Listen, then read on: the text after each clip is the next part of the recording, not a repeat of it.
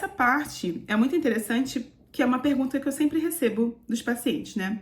Quanto que eu preciso tomar de sol para o meu corpo produzir a vitamina D? Então, assim, vitamina D é um negócio que as pessoas têm, primeiro, preciso suplementar? Não preciso suplementar? Quanto que eu tenho que suplementar? E tá muito na moda, as pessoas também estão tomando vitamina D, até para mal olhado, tem uns protocolos muito loucos aí, enfim. A verdade é que nós somos humanos feitos para viver ao ar livre. Se a gente vive ao ar livre, a gente tem exposição solar necessária para a produção endógena, a gente não precisaria suplementar, tá? Só que agora a gente tem um estilo de vida em que a gente está o tempo inteiro encaixotado sem exposição ao sol, que é, inclusive, o principal fator de risco para a deficiência de vitamina D, e não o veganismo, tá?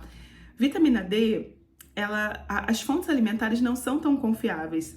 O principal fator de produção de vitamina D é a exposição ao sol, e a principal causa de deficiência é a não exposição ao sol e não a alimentação. Então, essa história de que tem que comer ovo para ter vitamina D também não é verdade. O que a gente tem que fazer é tomar sol, tá? Mas o quanto de sol? Então, assim, vou falar para vocês o que tem nos protocolos. Para eu formar vitamina D, eu tenho que ter exposição solar suficiente para causar eritema na pele, que é aquela pele vermelha. Isso dá, em média, 15 a 20 minutos, mas a gente sabe que os nossos livros são eurocêntricos e caucasianos, e a gente sabe que em algumas peles mais morenas eu vou precisar de mais do que isso, e se a pele é muito, muito, muito branquinha, às vezes menos do que isso. Então, essa coisa sabe quando a gente chega na praia, começa a tomar sol e a pele começa a ficar vermelha? Formou vitamina D, então começou a dar o eritema, já pode passar o filtro solar e continuar sendo feliz na sua praia, se é que você tá na praia, tá? Ou se você é aquela pessoa que quer tomar um sol na janela na hora do almoço só para garantir a vitamina D, é isso, tá? Só que mais do que isso, eu preciso ter 2/3 da superfície corporal exposta.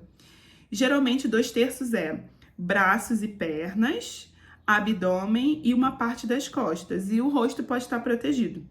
Então, por exemplo, no caso, né, uma pessoa de biquíni, 2 peças, ou até maiô inteiro, mas aí vai precisar de um pouquinho mais de tempo.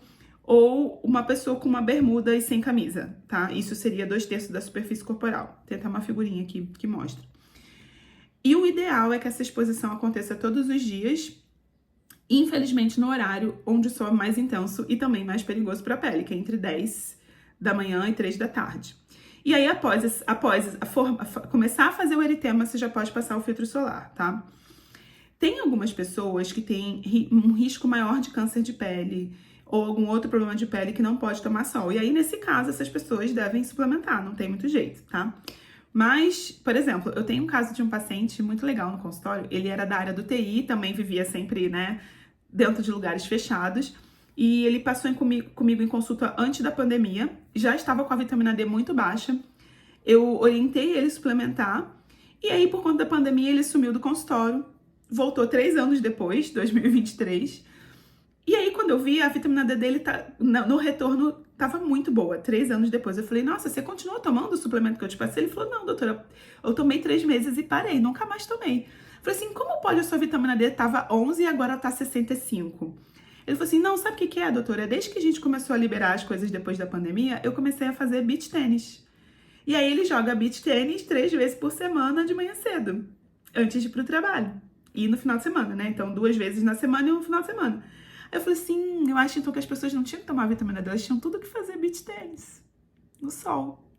Ou alguma outra atividade no sol. Olha que interessante, né, gente? Então, assim, para vocês verem que o sol, ele é realmente efetivo. E se você não quer tomar, não tem dinheiro para pagar, ou enfim, o sol, ele tem outros benefícios para o corpo que não só a formação da vitamina D. Regulação do ciclo circadiano, né? Vocês já devem ter ouvido falar no Banho de Floresta, aquele livro que eu indiquei para vocês, o Mude Seus Horários, Mude Sua Vida, fala desse banho de floresta. Então, a exposição ao sol no horário do meio-dia ajuda a regular a produção de melatonina, cortisol, tem um efeito de bem-estar. Não tô falando para ninguém torrar no sol, não é isso, mas tomar um pouquinho de sol é muito saudável. Desde que isso seja possível e viável, não tenha nenhuma contraindicação. Nem todo mundo devia estar suplementando vitamina D. E essa moda de tudo é suplemento, isso às vezes me incomoda um pouco. O suplemento, ele é uma ferramenta muito legal, muito importante, muito interessante em alguns casos. E aí teve uma pessoa aqui no chat que colocou suplementa no inverno. realmente tem lugares em que não tem sol, e aí, nesse caso, não tem muito jeito. Mas quando tem jeito, sabe, por que tudo tem que ser suplemento? Não, vamos tentar tomar sol, né? E isso tem outros benefícios pra gente também. Então, queria trazer um pouquinho esse recado.